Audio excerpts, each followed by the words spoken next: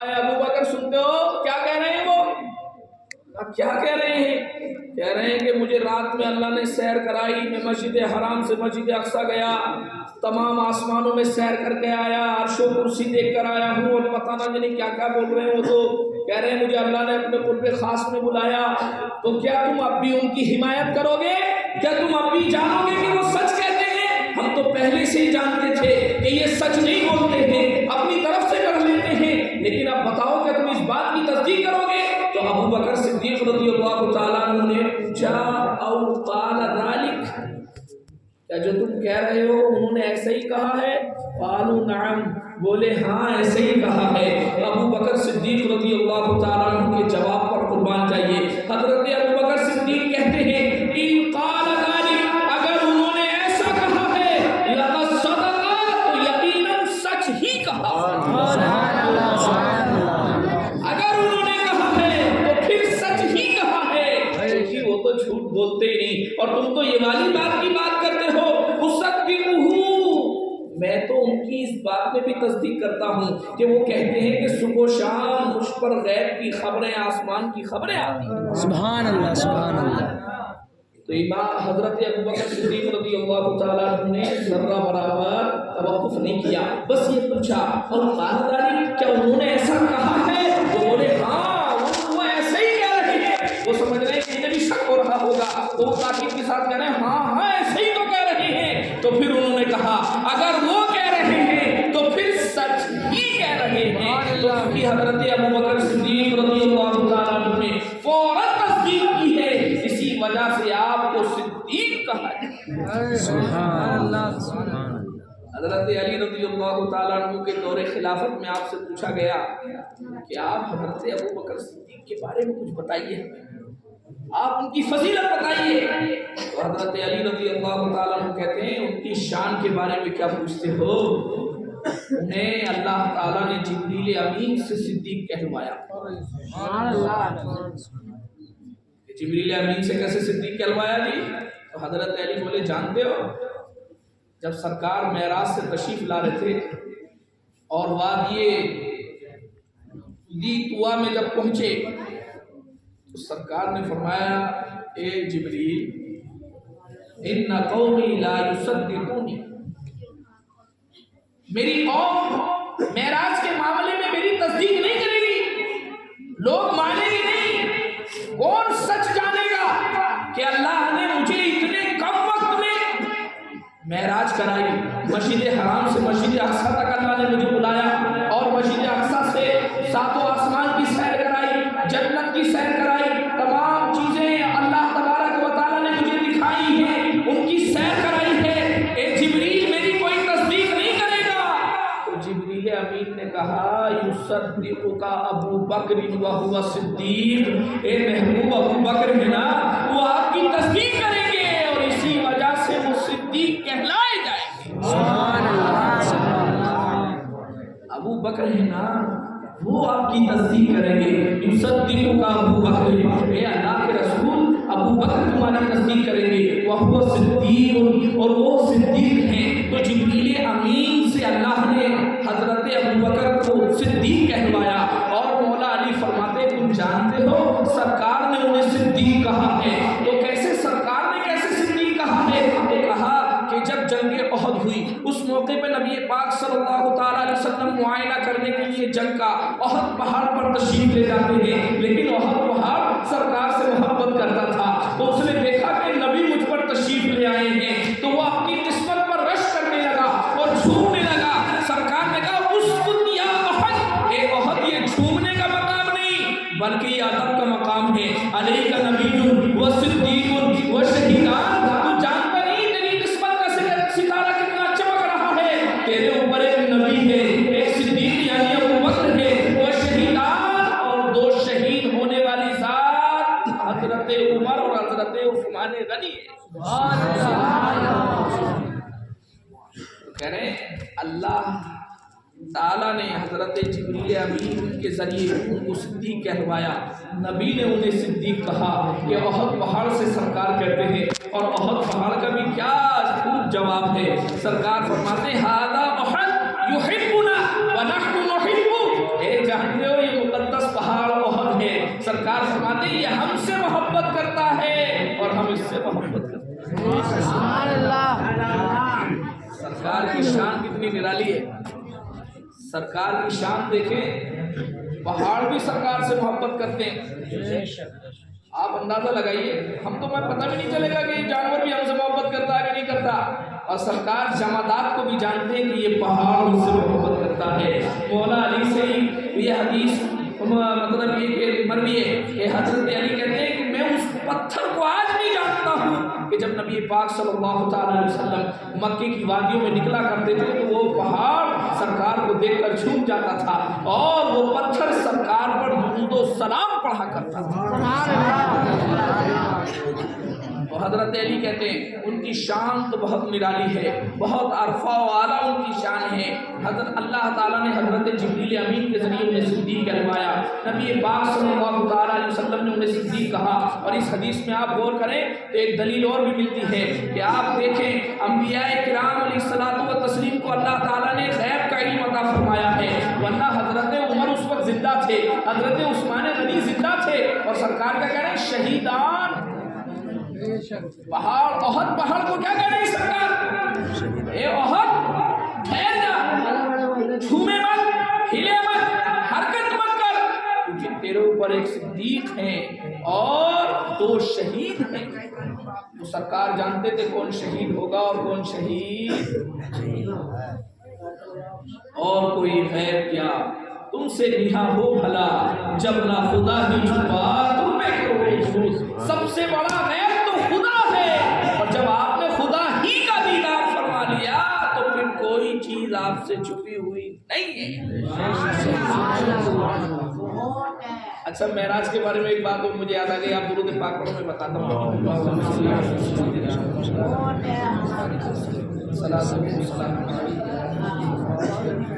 صلی اللہ تعالیٰ علیہ وسلم۔ تو جب یہ حضرت ابو بکر صدیق کے پاس پہنچے اور انہیں کامیابی نہیں ملی تو انہوں نے تصدیق پھر بھی نہیں کی، پھر جراح کرنے لگے، بولے چلو ابو بکر صدیق پر کامیابی نہیں ملی تو پورا جادو ہو چکا ہے، وہ یہ کہتے ہیں جادوگر ہے معاذ اللہ رب العالمین، اور انہوں نے جادو کر دیا ابو بکر پر، لہذا یہاں بات نہیں بن پائی تو دوسروں کو تو دیکھو، دوسروں کو تو برگشتہ کرو، انہیں تو بہکاؤ، انہیں تو ان سے الگ کرو۔ تو وہ پھر جدا کرنے لگے، ہاں جی تم یہ کہہ رہے تھے کہ تم گئے ہو مسجد اقصیٰ، بولے ہاں، بولے اس بات کو تو ہم جانتے ہیں کہ تم کبھی مسجد اقصیٰ نہیں گئے ہو، تم نے کبھی وہاں کا سفر نہیں کیا ہے، لیکن ہم میں بہت سے لوگ ہیں جو مسجد اقصیٰ دیکھ کر آ چکے ہیں، تو ہم تم سے پوچھیں گے مسجد اقصیٰ کے در و دیوار کے بارے میں، اس کے نقش و نگار کے بارے میں، اگر تم مسجد اقصیٰ گئے ہوگے تو اس کے در و دیوار کے بارے میں تمہیں پتا ہوگا، اس کی تمام چیزوں کے بارے میں پتا ہوگا، اس کے نشیب و فراز کے بارے میں پتا ہوگا۔ سرکار علیہ الصلوۃ والتسلیم کہتے ہیں کہ پوچھو کیا پوچھنا چاہتے ہو، تو جو بھی وہاں پر گئے تھے ان کو بلایا گیا، وہ نبی پاک صلی اللہ تعالیٰ علیہ وسلم سے سوال کر رہے تھے اور نبی پاک صلی اللہ تعالیٰ علیہ وسلم ان کے صحیح جوابات دے رہے تھے۔ اس کے بعد سرکار کہتے ہیں ایک بات اور بتا دوں تمہیں، ہاں بتاؤ، کہ تمہارا ایک قافلہ ملک شام گیا تھا تجارت کے لیے، کہاں گیا تھا، وہ ملا کیا تمہیں راستے میں؟ سرکار نے فرمایا فلاں مقام پر وہ قافلہ مجھے ملا تھا، اور بدھ کے روز غروب آفتاب تک وہ قافلہ مکے میں آ جائے گا۔ سرکار نے کیا فرمایا؟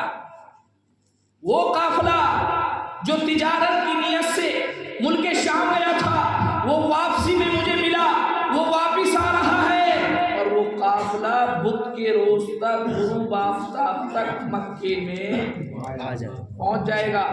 پہلے سفر کیسے ہوتا تھا آپ جانتے ہیں، تو یہ بات بتا دینا کہ اتنے دنوں تک وہ قافلہ فلاں وقت تک آ جائے گا، یہ ان میں غیر نہیں تو اور کیا ہے۔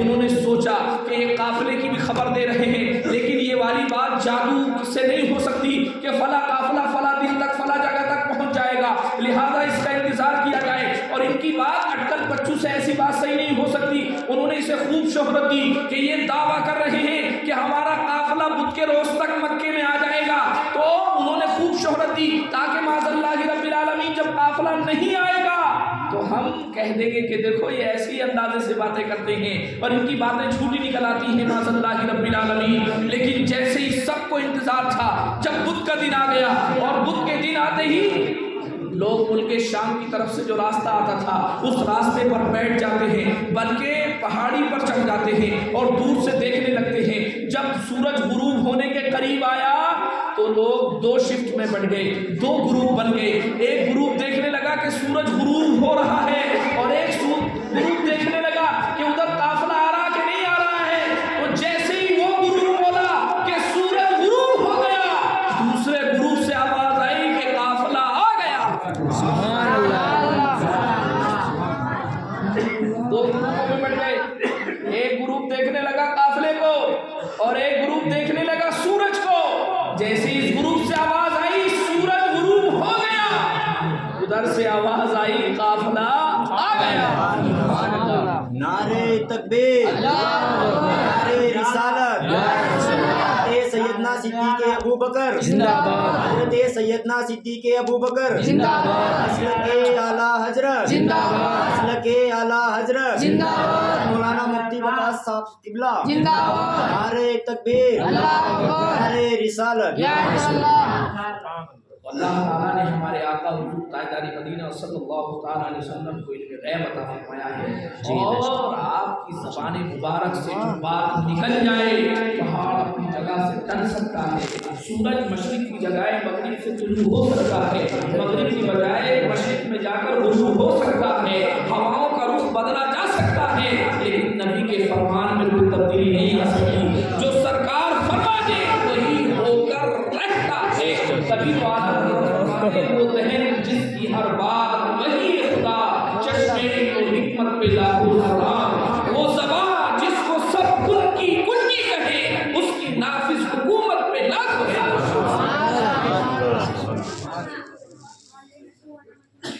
دیکھیں حضرت ابو بکر صدیق رضی اللہ تعالیٰ عنہ،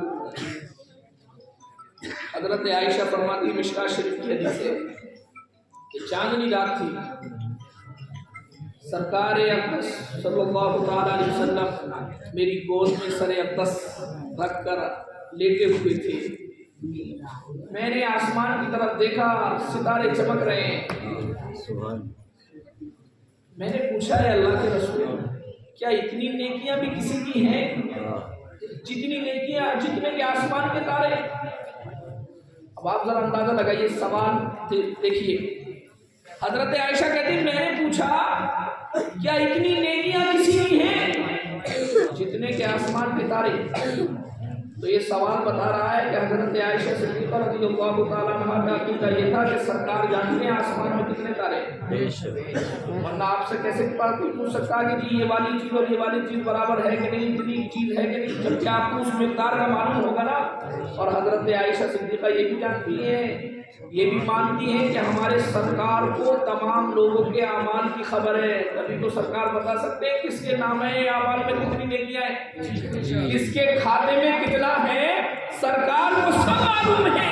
سرکار جانتے ہیں کہ میرے امتی کے کھاتے میں کتنی نیکیاں ہیں، کس سے بڑھ کر نیکیاں ہیں، کون کتنا کما چکا ہے، کون کتنا کمائے گا، نیکیوں کے اعتبار سے سرکار کو سب خبر ہے۔ تو حضرت عائشہ صدیقہ کہتی ہے میرے سردار میرے آقا بتائیے اتنی بھی نیکیاں کسی کی ہیں جتنے کے آسمان پہ تارے؟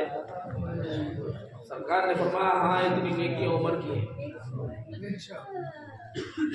بولیے اب آپ ہی ہم تو یہ سمجھتے ہیں میرے والد سب سے زیادہ فضیلت والے ہیں، میرے والد کا کیا حال ہے؟ اب ابھی ابو ہاں تمہارے والد عمر کی زندگی بھر کی نیکیاں ابو بکر کی ایک نیکی کی برابر۔ خود ایک مرتبہ حضرت عمر فاروق رضی اللہ تعالیٰ عنہ اپنے دور خلافت میں حضرت ابو بکر صدیق کا ذکر کرتے ہوئے رونے لگتے ہیں اور کہتے ہیں کاش ان کی ایک رات اور ایک دن کی برابر میری زندگی بھر کی نیکیاں ہو جائے۔ پھر کہتے ہیں جانتے ہو رات کون سی رات ہے جس پر مجھے رشک ہے، جس پر اپنی پوری زندگی کی نیکیاں میں قربان کرنے کے لیے تیار ہوں؟ کہا وہ رات ہجرت کی رات ہے، وہ رات ہے جس رات साथ में सरकार अलैहिस्सलातु व तस्लीम ने गार सौर में आराम फरमाया। वो रात है कि जिस रात में हजरत अबू बकर सिद्दीक, आप जानते हैं गार सौर को, जबल सौर तकरीबन 2.5 किलोमीटर की ऊंचाई है। 2.5 किलोमीटर, 2.5 किलोमीटर की उसकी ऊंचाई है। उस ऊंचाई पर चढ़ना ही कमाल है। और उस पर चढ़े और चढ़ने के बाद में जैसे उसमें दाखिल होना चाहा, नबी पाक सल्लल्लाहु अलैहि वसल्लम की बारगाह में अर्ज करते हैं, ला तदखुलू हत्ता अदखुलहू, ए अल्लाह के रसूल आप दाखिल ना होइए यहाँ तक कि आपसे पहले मैं दाखिल हो जाऊं। अगर कोई गार में तकलीफ दे चीज हो तो मुझे तकलीफ दे, आपको तकलीफ। हजरत अबू बकर सिद्दीक रज़ियल्लाहु ताला अन्हु गार में दाखिल होते हैं, गार की सफाई करते हैं, देखते हैं कि उसमें चंद सुराख है। आपके अहमद से जितना कपड़ा ज़्यादा था वो सब आपने लगा दिया, बस इतना कपड़ा रह गया जितना रखना ज़रूरी है। 2 सुराख फिर भी बात करते हैं, उस पर आपने अपनी एड़ी रखी और एड़ी रखने के बाद सरकार की बारगाह में अर्ज़ किया, अल्लाह के रसूल आप तशरीफ ले। आप सरकार का भी कमाल देखिए। उधर क्या था, दारुल नदवा में मीटिंग हुई कि हर कबीले से एक नौजवान आए, एक शहसवार आए, और वो आकर सब मिलकर तमाम, क्योंकि एक कबीले के लोग सरकार को अगर कत्ल करते मज़ल्लाहि रब्बिल आलमीन, तो उन्हें लगा कि इनके कबीले वाले उससे इंतकाम ले लेंगे। लेकिन तमाम मक्के के हर कबीले से एक आदमी आएगा तो तमाम कबीले वालों से वो बदला नहीं ले सकेंगे। इसलिए उन्होंने प्लानिंग की कि हर कबीले से 6ठा आदमी आना चाहिए। और नबी पाक सल्लल्लाहु अलैहि वसल्लम के काशाने अक़दस पर आकर खड़े हो गए इस इरादे से कि जब ये सो जाएंगे तो बेखबरी में इनको कत्ल कर देंगे। लेकिन जिसको अल्लाह बचाए उसको कौन तकलीफ दे सकता है। तो नबी पाक सल्लल्लाहु अलैहि वसल्लम को अल्लाह ने हुक्म दिया, सरकार उनकी नजरों के सामने से चले आए और उन्हें नजर न आए। उसके बाद में उनका पीछा किया, ताबू किया। सरकार को मालूम था कि मेरे जानी दुश्मन है, लेकिन देखिए कि सरकार अंदर जाते ही हजरत अबू बकर सिद्दीक की गोद में अपना सर अक़दस रखकर सो जाते। मैं आपसे पूछना चाहता हूँ, आपके जानी दुश्मन आपको ढूंढ रहे हो और आपको नींद आई? नहीं। सरकार जानते थे अल्लाह का हुक्म है हिजरत, और ये अपने उम्मतियों को दर्श देना कि जब भी हालात ऐसे हो जाएं कि तुम अल्लाह की इबादत भी ना कर सको, तो अल्लाह की जमीन वसी है, अल्लाह तबारक व तआला की है सारी कायनात, जहां तुम अल्लाह की इबादत कर सको वहां रहो। वरना तो अल्लाह के रसूल सल्लल्लाहु अलैहि वसल्लम ने सुराका के साथ क्या किया था, जब गारे सूर से निकले आप और वहां से जब आगे चले तो सुराका एक मशहूर शहसवार था, उसने नबी पाक सल्लल्लाहु अलैहि वसल्लम को देख लिया और वहां ऐलान हो चुका था 100 सुर्ख ऊंट दिए जाएंगे इनाम में जो उन्हें गिरफ्तार करके लाएगा। तो उसने आपका ताक़ुब किया और जैसे ही आपको गिरफ्तार करना चाहा फौरन उसका घोड़ा उसे ठोकर लगी और जमीन पर गिर गया। मगर सुमूटों का लालच फिर दोबारा चढ़ा और चढ़कर फिर ताक़ुब किया और गिरफ्तार करना चाहता था। सरकार ने जमीन को हुक्म दिया कि जमीन ने उसके घोड़े की अगली टांगों को अपने कब्जे में कर लिया और वो खूब अपने घोड़े को उसने पूरी ताकत खर्च कर दी कि उसकी टांगें निकल आए। लेकिन वो समझ गया ये मुआवजा है, वो दहशत में आ गया और दहशत में आकर घबरा गया और अलमान करके सरकार के सामने फरियाद कर रहा था। जब नबी के सामने फरियाद करी तो नबी पाक सल्लल्लाहु अलैहि वसल्लम तो अफ़्व करम सराफ अफ़्व करम थे, आपको रहम आ गया और आपने उसे अमान दे दी। और उसने कहा आप तो मुझे अमान दे रहे हैं, लेकिन बाद में आपके चाहने वाले ये कहें कि तूने हमारे नबी का पीछा किया था, वो मुझे कत्ल कर दे, कुछ लिख के तो आप दे दो, जरा तहरीरी अमाननामा दे दो। तो नबी पाक सल्लल्लाहु अलैहि वसल्लम ने उसे तहरीरी अमान दी और उसके बाद एक मौके पर या इसी मौके पर सरकार ने उन्हें तोहफतन ये कहा कि किसरा के हाथों के कंगन में तुम्हें अता करा। किसरा कहते थे फारस के बादशाह का लक़ब किसरा था, तो फारस अभी फतह होना तो बहुत दूर की बात, अभी तो मक्का भी फतह नहीं हुआ था।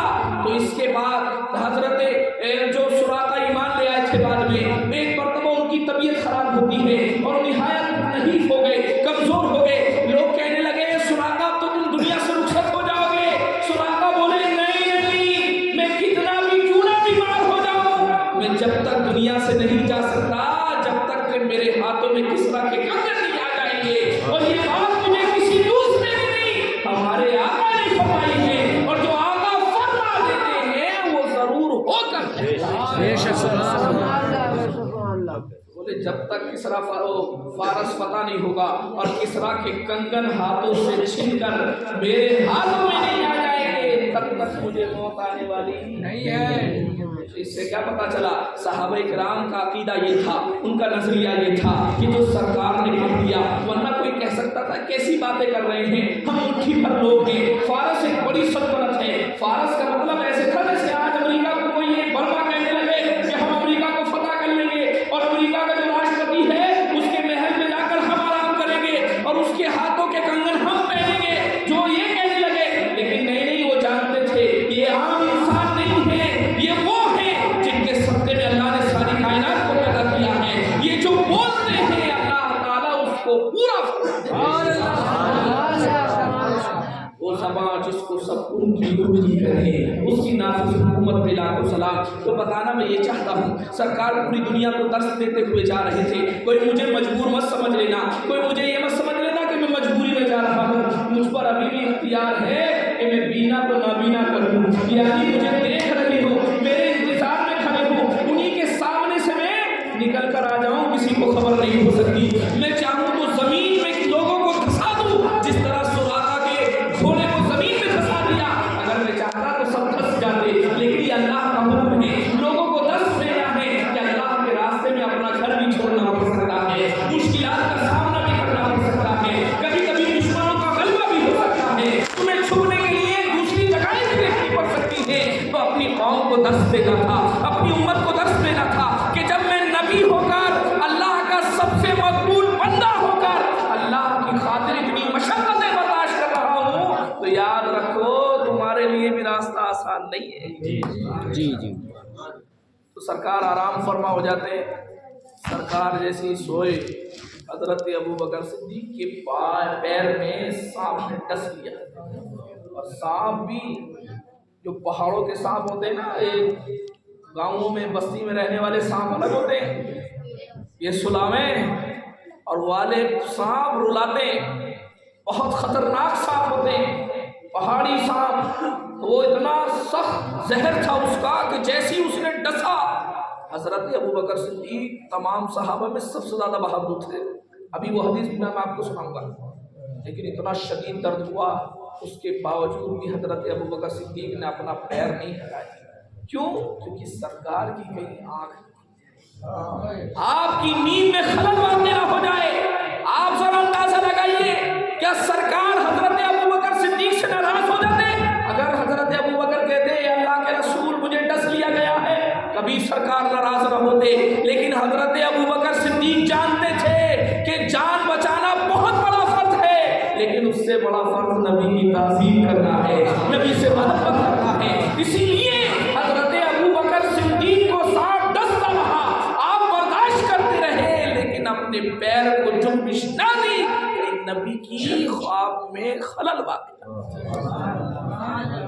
लेकिन इतना शदीद दर्द हुआ कि आप अपनी आंखों से आंसुओं को जब्त न कर सके, आपकी आंखों से आंसू टपक गए। सरकार अली सलातो तस्लीम ने पूछा है अबू बकर क्या हुआ? आए हैं सुभान अल्लाह, इतनी तकलीफ के वक्त में भी अदब नहीं भूलते। लुदिख्तु फिदा का भी व उम्मी, या रसूल अल्लाह मेरे वालिद मेरी वालिदा आप पर कुर्बान हो जाए, मुझे डस लिया गया है। अब सरकार ने कहा लुआब दहन उनके उस जगह पर लगाया जहां सांप ने काटा था, फौरन तकलीफ हो गई। सुभान अल्लाह। क्या सरकार के लुआबे दहन में अल्लाह ने शिफा रखी थी? हजरत अली की आंख दुखी, सरकार ने लुआबे दहन लगाया, फौरन ठीक हो गए। एक सहाबी की आंख निकल आई, तलवार लग गई या कोई तीर लग गया, वो आंख अपनी हाथ में रखकर सरकार की बारगाह में आए, सरकार ने लुआबे दहन लगाया, वहीं रखी, पहले से ज्यादा तेज हो गई। एक सहाबी के पैर में चोट लग गई, सरकार ने लुआबे दहन लगाया, फौरन ठीक हो गए। पता ये चला لعاب دہن میں رکھے۔ استاد زمن تو فرماتے ہیں جسے نہ ہو آرام سارے زمانے سے وہ اٹھا لے جائے تھوڑی سی خاک ان کے آستانے سے۔ تو ان کا لعاب دہن ہے، وہاں کی خاک میں بھی اللہ نے شفا رکھی، وہاں کی خاک میں بھی اللہ نے شفا رکھی۔ اور درود پاک پڑھیں اللہم صلی اللہ علیہ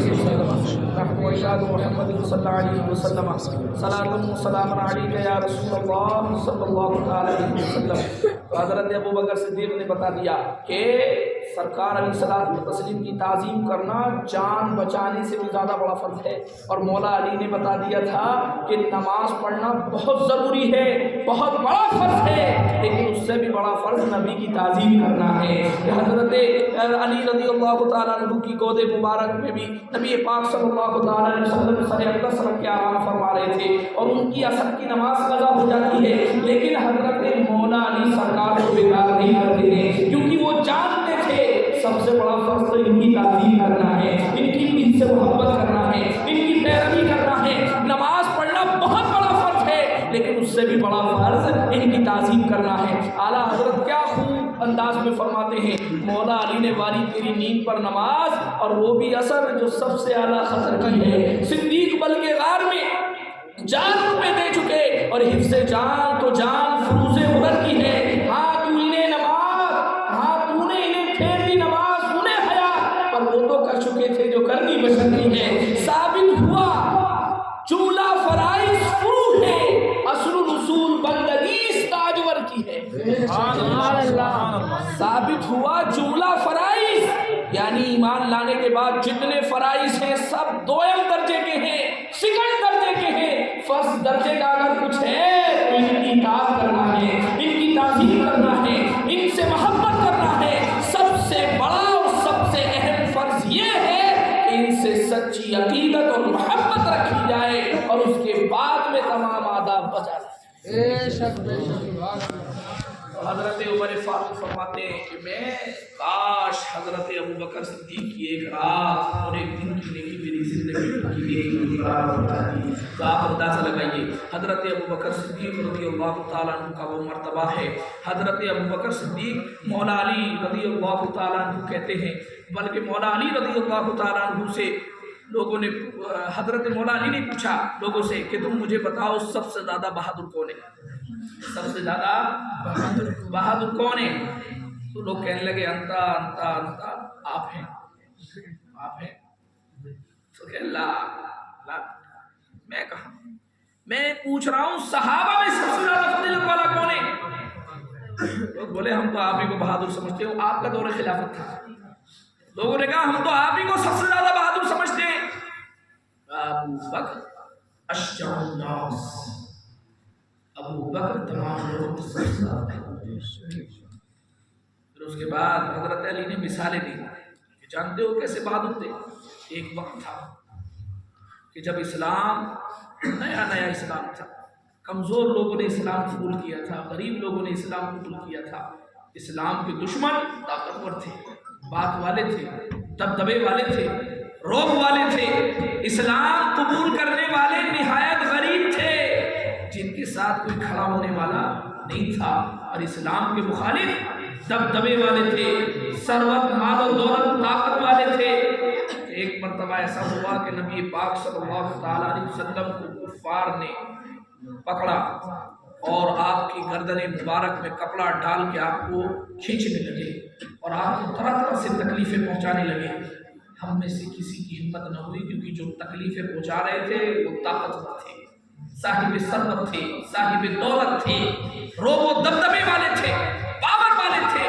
کسی کی ہمت نہ ہوئی کہ ان کے مقابلے میں کوئی اترے اور نبی پاک صلی اللہ تعالیٰ علیہ وسلم کی طرف سے دفاع کرے۔ لیکن جیسے ہی ابوبکر صدیق کو معلوم ہوا کہ سرکار کو تکلیف پہنچائی جا رہی ہے، انہوں نے آؤ دیکھا نہ تاؤ فوراً آتے ہیں۔ یہ نہیں دیکھا یہ کون ہے، یہ کون سی حیثیت کا ہے، جس کے جو سمجھ میں آیا کسی کے گھوسا مارا، کسی کے لات ماری، کسی کو دھکیلا اور کہا کہ تم اس کو قتل کرنا چاہتے ہو جو کہتا ہے میرا رب اللہ ہے اور وہ تنہا ہے، وہ اکیلا ہے۔ جو ہے وہ حضرت ابوبکر صدیق نے نبی وجہ سے انہوں نے حضرت ابو بکر صدیق کو اتنا پیٹا کہ کئی دن تک آپ کو ہوش ہی نہ آیا۔ اور پھر سنیں ان کی والدہ کیا کہتی ہیں، کئی دن بعد حضرت ابو بکر کو جب ہوش آیا، تب تک ان کی والدہ ایمان نہیں لائی تھی۔ کہا مجھے غم تھا میرا بیٹا کئی دن سے جیسے کوما میں چلا جاتا نا، سانس چل رہی ہے لیکن بول نہیں رہا ہے، حرکت نہیں کر رہا ہے۔ کہا میں بیٹھی رہتی تھی پاس میں، نہ جانے کب میرا بیٹا اٹھے گا، پانی نہ مانگ لے اور ایسا نہ ہو کہ میں موجود نہ ہوں۔ تو کہ جیسے ہی کئی دن بعد میں ہوش آیا تو فوراً پوچھا سرکار کیسے؟ نہ پانی مانگا، نہ خیریت پوچھی، نہ اپنی کسی چیز کی شکایت کی، بس سب سے پہلا جملہ نکلا تو یہ میرے آقا کیسے ہیں، میرے آقا کی کنڈیشن کیسی ہے، آپ کی حالت کیسی ہے۔ کہا مجھے چھوجن آئی، میں نے پوچھا یہ کیسی بات کی ہے، نہ اپنے بارے میں کوئی پوچھا، نہ مجھ سے پوچھا، نہ کسی کی خیریت پوچھی، اگر سب سے پہلے پوچھا تو انہی کو پوچھا۔ ایک شاعر نے کیا خوب کہا ہے، پروانے کو چراغ ہے، بلبل کو پھول بس، ابو بکر کو خدا کا رسول بس۔ پروانے کو بس لائٹ مل جائے اس کی معراج ہو گئی۔ آپ نے دیکھا ہوگا چراغ پہ، لائٹوں پہ پروانے آن کے اپنی جان نچھاور کر دیتے ہیں، اور بلبل کی سب سے پکی دوستی کس سے ہے؟ پھول سے۔ اسے پھول مل جائے تو بلبل کی معراج ہو جائے۔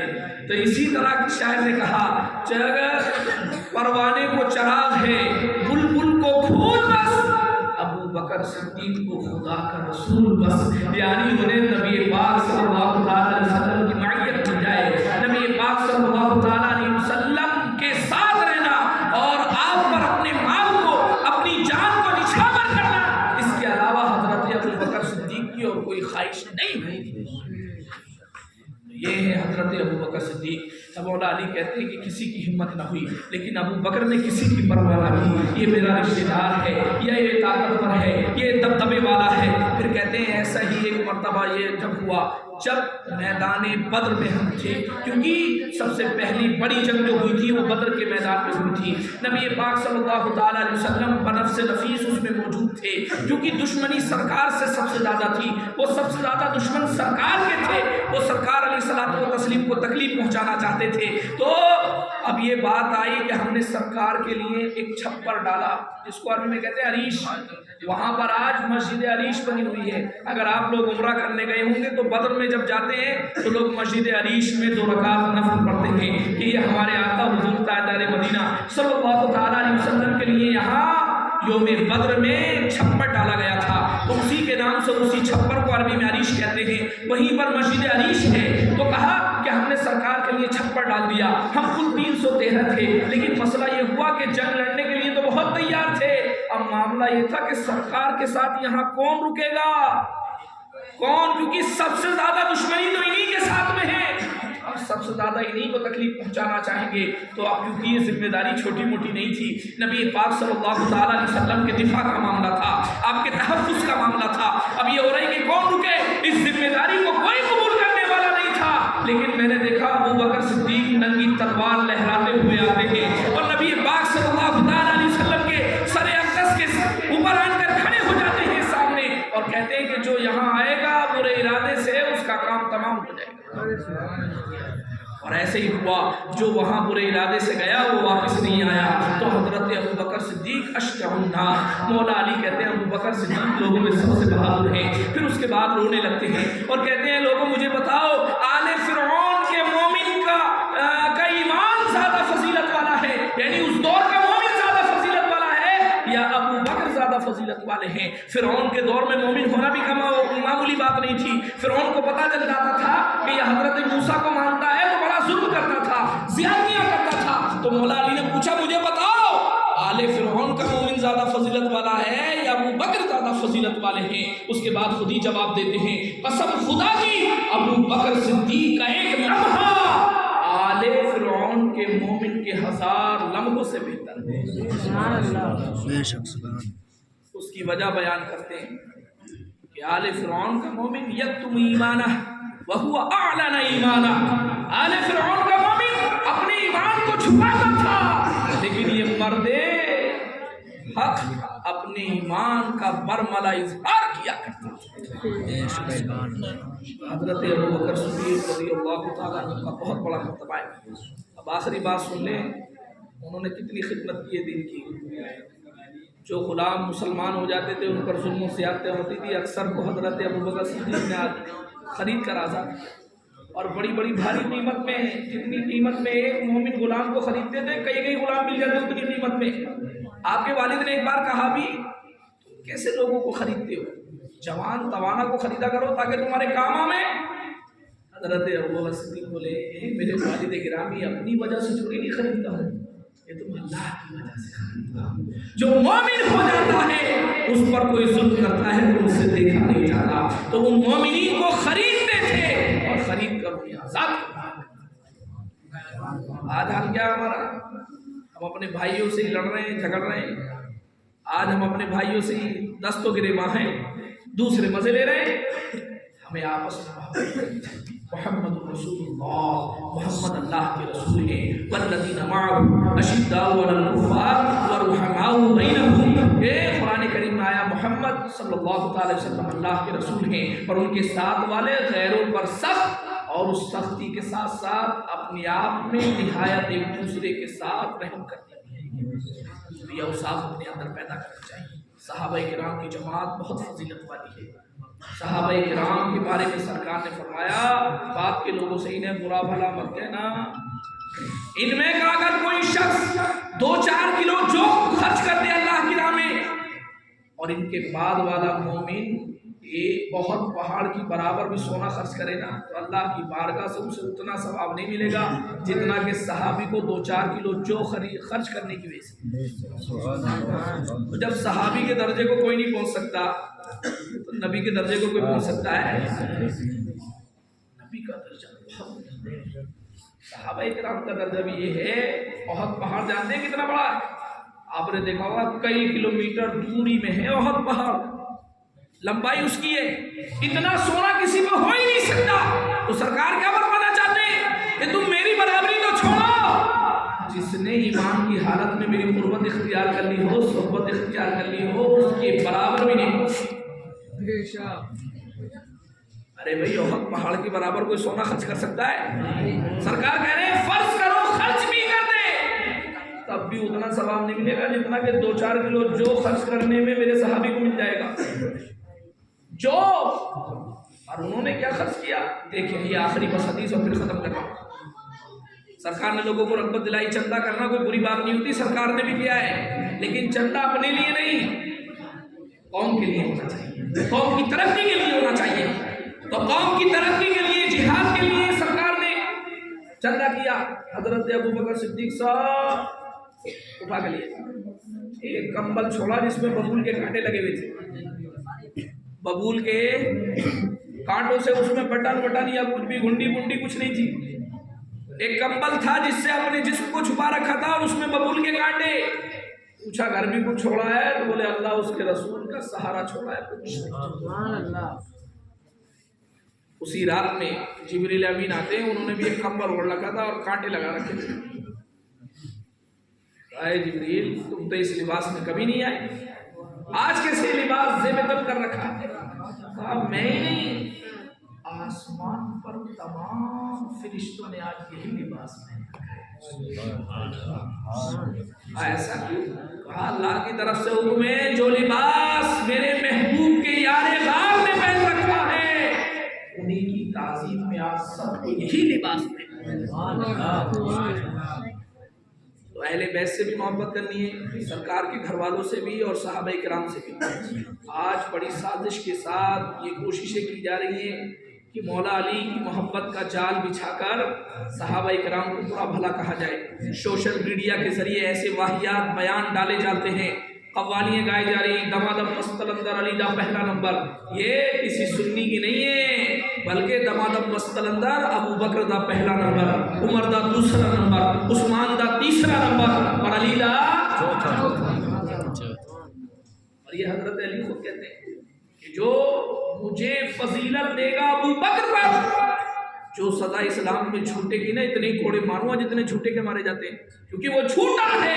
ہم نے سب سے زیادہ فضیلت والے ابو بکر ہیں۔ خود حضرت علی کے شہزادے حضرت محمد بن حنفیہ نے پوچھا ای الناس افضل بعد النبی صلی اللہ تعالی علیہ وسلم، اس امت میں نبی پاک صلی اللہ تعالی علیہ وسلم کے بعد کس کی فضیلت ہے؟ قال ابو بکر ثم من، کہا ابو بکر، کہتے ہیں میں نے پھر پوچھا پھر کون؟ حضرت علی کہتے تھے۔ تو ہمیں کہتے ہیں حضرت علی سب سے بدترین فرقہ وہ ہوگا جو ہمیں مانے گا لیکن ہماری نہیں مانے گا، یعنی ہمیں ماننے کا دعویٰ کرے گا لیکن ہماری بات کو نہیں مانے گا۔ اور ان کی بات یہی ہے کہ ابو بکر صدیق سب سے زیادہ فضیلت والے ہیں، ان کے بعد عمر فاروق ہیں، ان کے بعد عثمان غنی ہیں، چوتھا نمبر حضرت مولا علی کا ہے، امام حسنین و کریمین کی بھی بڑی فضیلت ہے، حضرت فاطمہ الزہرا رضی اللہ تعالیٰ عنہا کی بھی بہت بڑی فضیلت ہے، تمام اہل بیت اطہار ہمارے سب کا تاج ہے، اور تمام صحابہ کرام بھی ہماری آنکھوں کے سرما ہے۔ سرکار نے خود فرما دیا میرے صحابہ ستاروں کے مانند ہیں، اور اپنے اہل بیت کو کہہ دیا کہ میرے اہل بیت حضرت نوح علیہ السلام کی کشتی کی طرح ہیں۔ تو اعلیٰ حضرت فرماتے ہیں اہل سنت کا ہے بیڑا پار، اصحاب حضور نجم ہیں، اور ناؤ ہے عترت رسول اللہ کی، لہر میں عشق رخ شہ کا داغ لے کے چلے، اندھیری رات سونی تھی چراغ لے کے چلے، یا رسول اللہ تیرے غلاموں کا نقش قدم ہے راہ خدا، وہ کیا بہک سکے جو یہ سراغ لے کے چلے، جنا بنے گی محب چار یار کی قبر، جو اپنے سینے میں چار باغ لے کے چلے۔